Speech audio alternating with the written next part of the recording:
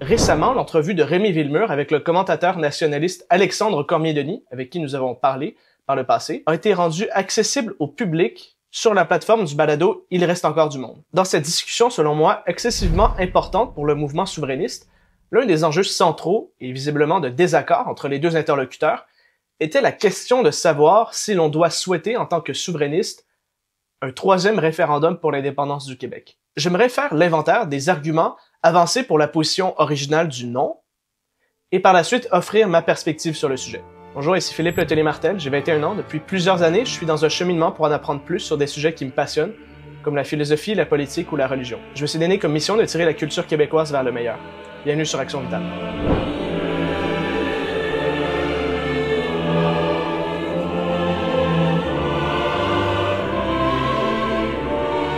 D'abord, qui est Rémi Villemur et qui est Alexandre Cormier-Denis? De ma compréhension, Rémi Villemur est un chroniqueur qui apparaît régulièrement à la radio, notamment sur Cube Radio, et qui a aussi son propre balado, qui s'appelle « Il reste encore du monde ». Il est associé au mouvement souverainiste et il se démarque par la variété de personnes avec qui il discute, qui sont de gauche comme de droite, libéraux comme conservateurs. L'une des personnes qu'il a récemment reçues sur son balado est le commentateur nationaliste de droite Alexandre Cormier-Denis. Il est venu parler d'une variété de sujets avec M. Villemur, plusieurs que je trouve extrêmement intéressants et auxquels j'aurais pu m'attarder. Mais il y en a un en particulier qui, selon moi, se démarque par son importance pratique pour le mouvement souverainiste. Faut-il faire, oui ou non, un troisième référendum pour l'indépendance du Québec? Alexandre Cormier-Denis, surprenamment puisqu'il est souverainiste, défend la position du non. Il ne pense pas que l'on devrait essayer de faire, avec un référendum, l'indépendance du Québec d'un coup et entièrement. Il opte plutôt pour une approche étapiste, dans laquelle, progressivement, on rapatrierait les compétences politiques propres à un État indépendant au gouvernement québécois, pour qu'un jour on atteigne l'indépendance sans jamais avoir fait de référendum. La principale raison pour laquelle il préfère cette approche, c'est que selon lui, un référendum serait perdant à cause de la pression démographique sur les Canadiens français.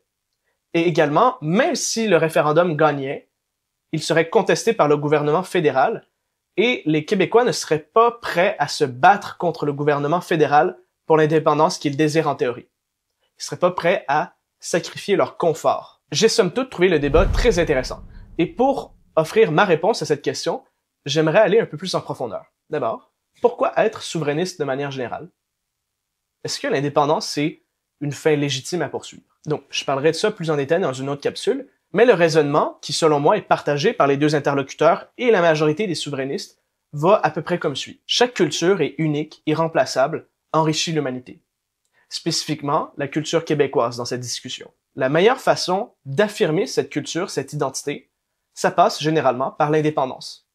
L'indépendance, c'est aussi la meilleure façon de défendre cette identité, la faire perdurer dans le temps. Surtout dans le contexte canadien, où le gouvernement fédéral semble être, en pratique, opposé à l'existence même de la culture québécoise, avec l'idéologie multiculturaliste.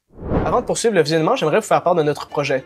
Action Vitale est une initiative médiatique qui cherche à enrichir le débat en défiant le monopole idéologique présentement en place au Québec. Si vous voulez faire concrètement partie de cette mission et avoir accès à du contenu exclusif, rejoignez-nous dès maintenant sur Patreon. Vous pouvez également visiter notre site web sur lequel vous aurez accès à plus d'informations quant à notre projet pour pouvoir nous contacter et avoir l'opportunité de faire des dons selon votre générosité. Merci pour votre attention et n'oubliez pas, le Québec n'est pas encore perdu. Allez, de retour à la vidéo.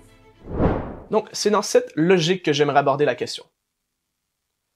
L'affirmation de l'identité québécoise, c'est un bien moral, et l'indépendance, c'est l'un des moyens de prédilection pour atteindre ce bien moral. Remarquez qu'il n'est pas le seul moyen nécessaire. Si on fait l'indépendance, mais qu'on maintient l'idéologie multiculturaliste canadienne dans ce nouveau pays, alors ça sert strictement à rien. Maintenant, la question c'est, quel est le moyen de prédilection pour atteindre l'indépendance? L'un va dire le référendum, l'autre, le rapatriement progressif des compétences. Qui a raison dans tout ça? Il y a beaucoup d'arguments à considérer. Mais il y a une chose que je remarque du côté des proposants du référendum, c'est ce rapport sacré, quasiment religieux au vote et à la démocratie. Ils pensent que l'indépendance, c'est comme un rendez-vous avec l'histoire, où la volonté sacrée du peuple québécois va se manifester. Ce n'est pas vraiment que le vote est un moyen pour atteindre l'indépendance, c'est plutôt l'inverse. l'indépendance, c'est un moyen pour réaliser la volonté du peuple québécois. J'aimerais remettre en cause cette croyance. On le sait très bien que la majorité peut avoir tort. Si l'indépendance est une bonne chose, alors c'est une bonne chose indépendamment de l'opinion de la majorité. Nous avons plusieurs exemples de l'histoire de bonnes choses qui étaient rejetées par la majorité et de choses mauvaises qui étaient approuvées par la majorité. Quelque chose qui est juste indépendamment de ce que les gens pensent. Quelque chose qui est injuste indépendamment de ce que les gens pensent. Si on se met à dire le contraire, alors on arrive à toutes sortes d'impossibilités. Comme par exemple, si la majorité des Québécois était contre l'indépendance et que c'est l'opinion de la majorité qui dicte le bien, alors la minorité, qui serait pour l'indépendance, serait immorale précisément parce qu'elle est la minorité. Donc, paradoxalement, on tombe dans une tyrannie encore pire que celle qui considère que la majorité peut avoir tort. Donc maintenant, la question qu'on peut se poser, à quoi sert le vote dans une société? Pourquoi est-ce qu'on organise des élections? La raison pour laquelle on a des votes et des élections dans notre société, ce n'est pas parce que la majorité a une connaissance infaillible du bien et du mal. La raison pour laquelle on a des votes, c'est pour empêcher la tyrannie, ce qui est complètement différent. Le vote n'est pas là pour mettre le peuple en charge.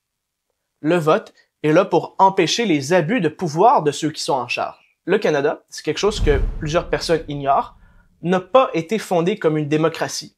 Le mot démocratie à l'époque de la fondation du Canada, ça avait même une connotation négative, associée à l'anarchie. Le Canada, c'est une monarchie constitutionnelle avec un parlement représentatif. C'est un régime mixte. Mais ça, on en parlera plus en détail dans une autre capsule. Pour revenir à la question du référendum.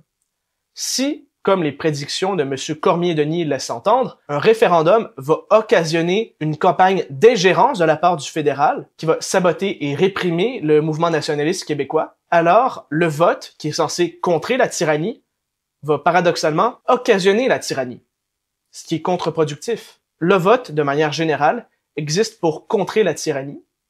Si ce vote, en particulier, occasionne la tyrannie, alors il ne devrait pas avoir lieu. C'est pourquoi, dans ce débat, je tends davantage à pencher vers la position étapiste plutôt que référendaire. Alors, qu'on me comprenne bien, si le référendum avait lieu demain, je voterais oui. Et mon opinion n'est pas encore complètement coulée dans le béton sur le sujet. Et je suis ouvert à entendre des arguments des deux bords. Mais ce qui est sûr pour moi, c'est que l'on doit sortir de ce rapport sacré, quasi religieux au vote et à la démocratie. Il faut sortir de la notion selon laquelle le référendum est comme une obligation morale et que la volonté du peuple, c'est le bien ultime à réaliser en politique. Le vote existe en vue du bon gouvernement et non l'inverse. Merci d'avoir été des nôtres pour aujourd'hui. J'espère que cette capsule vous aura fait réfléchir. Ici Philippe Letellier-Martel d'Action Vitale.